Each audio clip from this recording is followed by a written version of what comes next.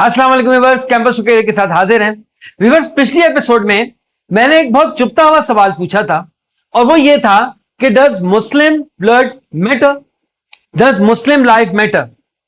और आज उसी की कंटिन्यूटी में मैं एक और सवाल करना चाहूंगा और उसके ऊपर बात करना चाहूंगा, और वो ये है कि why is the Muslim world which is previously one of the leading world in knowledge, science, innovation is now struggling in education, research and technology.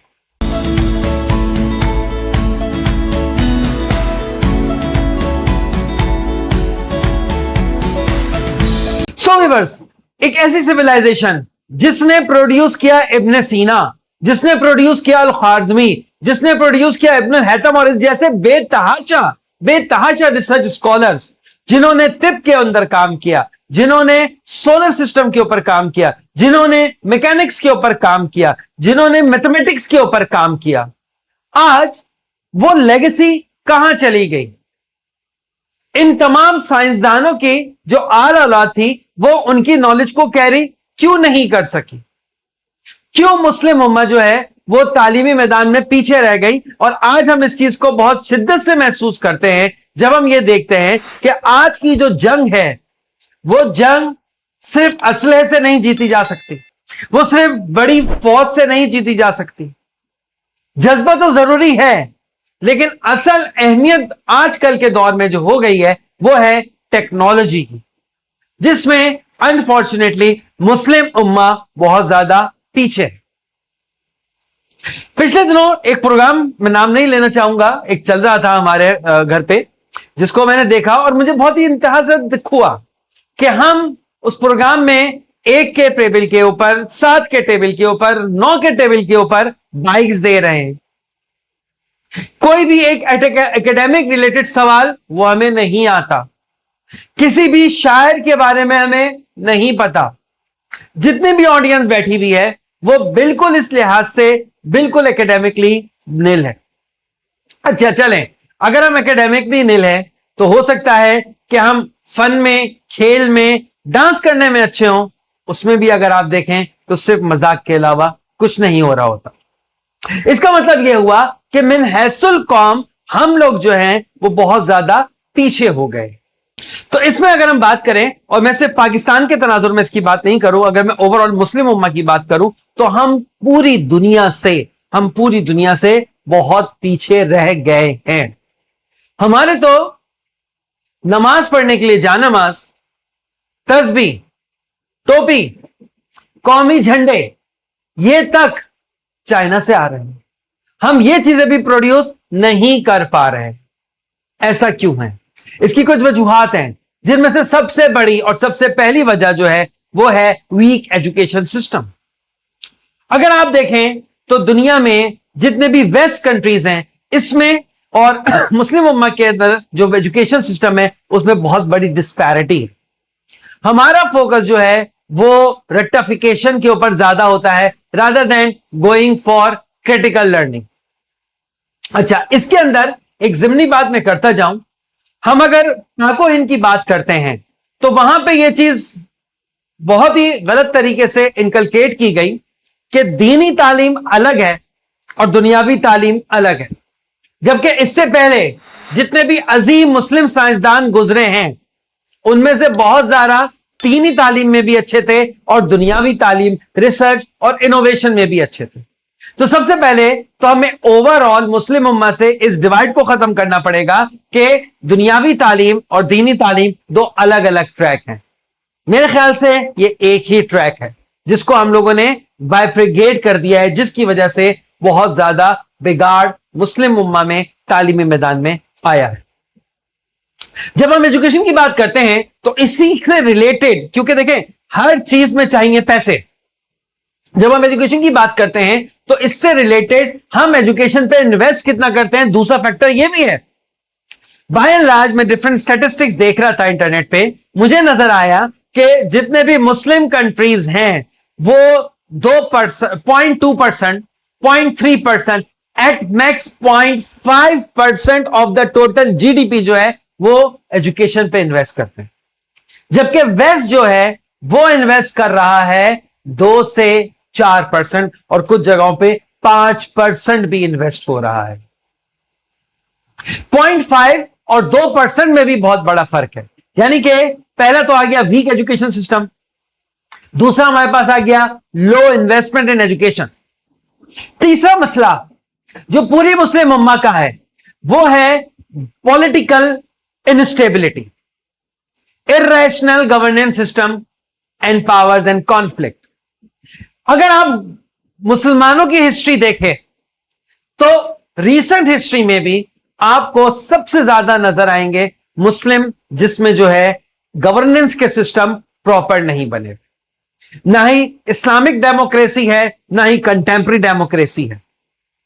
और इस वजह से जो रूलर्स हैं वो नहीं चाहते कि वहां के लोग एजुकेटेड हों, वहां के लोग तालीम में आगे बढ़े, वहां के लोग तरक्की करें। और यही वजह है कि वहां के जो रूलर्स हैं वो वेस्ट की तरफ देखते हैं कि वो आए और उनकी मदद करें उनकी हुकूमत को तूल देने के लिए। एक और बहुत बड़ा मसला जो अगेन इसी से रिलेटेड है, जिसको हम उर्फ़े आम में ब्रेन ड्रेन कहते हैं, कि जितने भी मुस्लिम मुल्क हैं उनमें अगर आप देखो कि कोई अच्छा रिसर्चर नजर आएगा, कोई अच्छा इनोवेशन कोई कर रहा होगा मुस्लिम स्कॉलर, तो उसको वेस्ट फौरन हाथों हाथ ले लेता है और हम भी उसको जाने देते हैं। क्यों? क्योंकि हम उसकी उस तरह से हेल्प आउट नहीं करते, फाइनेंशियल सपोर्ट नहीं करते, हुकूमती लेवल पे उसकी पजीराई नहीं होती। एक और बड़ा मसला है लिमिटेड इनोवेशन इकोसिस्टम।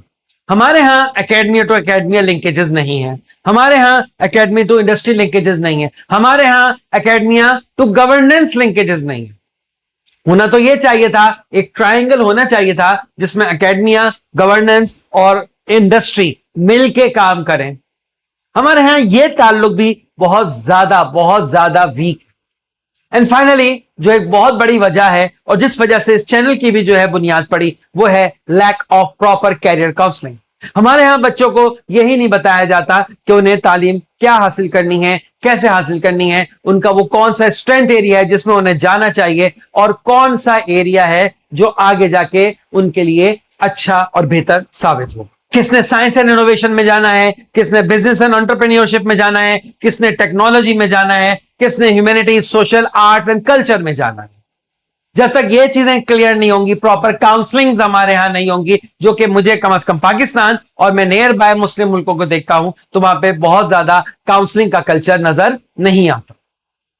दुनिया में जो इन्फ्लुएंसर होते हैं, जो आइडियल होते हैं, वो साइंसदान होते हैं, वो रिसर्चर होते हैं, वो बड़ी बड़ी इनोवेशन करने वाले होते हैं, वो बड़े बड़े नॉवेल और पोइट्री वाले होते हैं।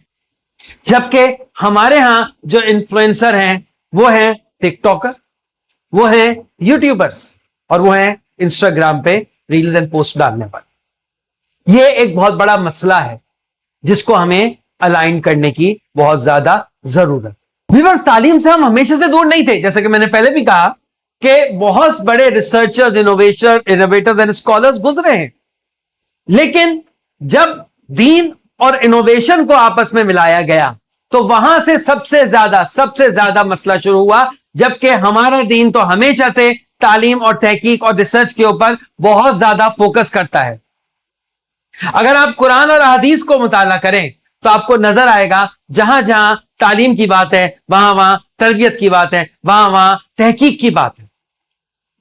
लेकिन हमने तरबियत, तहकीक और टेक्नोलॉजी को साइड पे रख दिया। इसकी मिसाल यूं लेते हैं कि उस्मान सल्तनत में, ऑटोमन एम्पायर में, एक जमाने में अरबिक के ऊपर, प्रिंटिंग प्रेस के ऊपर बैन लगा हुआ था, जबकि 200 साल पहले यूरोप जो है वो तकरीबन 1450 में प्रिंटिंग प्रेस बना चुके थे।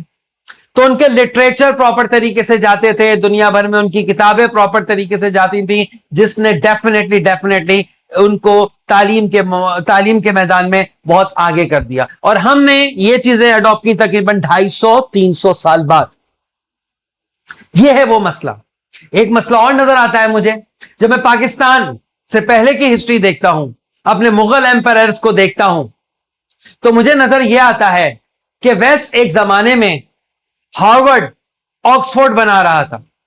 अंग्रेज जब यहां आए तो उन्होंने यहां पे medical universities and general universities की बुनियाद रखी, اور ہمارے ہاں کے جو مسلم رولرز ہیں وہ بنا رہے تھے تاج محل, وہ بنا رہے تھے بڑے بڑے باغات اور محلات. اور میں ان باغات اور محلات کے خلاف نہیں ہوں, لیکن اگین بات یہ آ جاتی ہے کہ کتنی انویسٹمنٹ کی ان محلات اور باغات میں, اور کتنی انویسٹمنٹ کی تعلیم اور ٹیکنالوجی. یہاں پہ بہت بڑا فرق آ جاتا ہے. یہاں پہ فرق آ جاتا ہے پریورٹیز کا. پریورٹیز کا اندازہ آپ یوں لگا لیں کہ اب میں پاک و ہند کی بات کرتا ہوں کہ جب مسلم رولرز ظہر کے وقت سو کے اٹھتے تھے, رات کی محفل سے فارغ ہو کے, تو جو برٹش یہاں پہ موجود تھے وہ صبح فجر کے وقت اٹھ کے ایکسرسائزز کر کے اپنی جاب پہ جا چکے ہوتے تھے, اور اس ٹائم پہ دوپہر کا کھانا کھانے گھر جا رہے ہوتے. جب ان کی کنیزیں ہمارے بادشاہوں کا منہ دھلا رہی ہوتی تھی, اس وقت جو ویسٹ کے لوگ یہاں پہ موجود تھے وہ اپنا تقریباً آدھا دن کام میں لگا چکے ہوتے. یہاں سے پریورٹیز میں فرق شروع ہوا. تو ویورز میں یہ کہنا چاہوں گا کہ اٹس ناٹ اباؤٹ کہ ہمارے اندر کیپیبلٹیز نہیں ہیں. اس کا صرف اور صرف ایک بیسک مقصد ہے میری اس بات کا, when we will re-prioritize the education, technology and innovation.